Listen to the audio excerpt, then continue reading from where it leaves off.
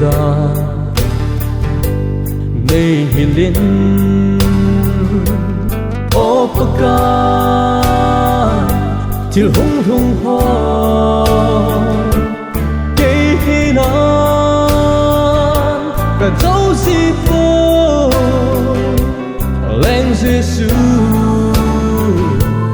nắng ka so nei hil jing in nan lam pi asa ge nei ngai lut na agil le na hin na tu alau pi na til sim ho cham kim pa the ka choi ane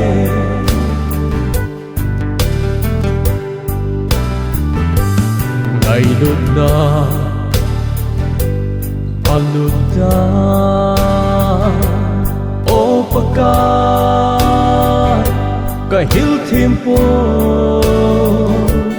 mole ha tùy đúng phai chăm dù lệ va à bông đó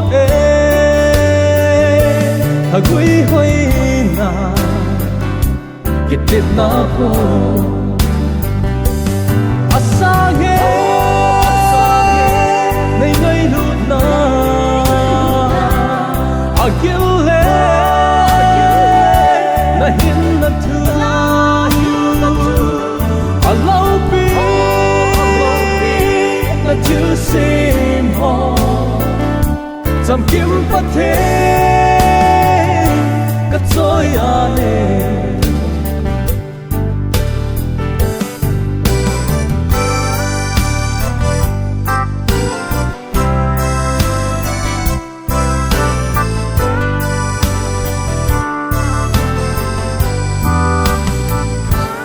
Zalaya mon na ding opaka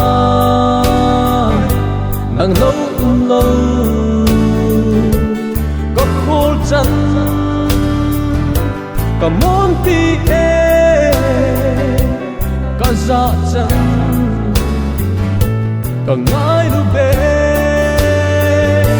có lên hip hop có lên khata asa ge nei ngai lut na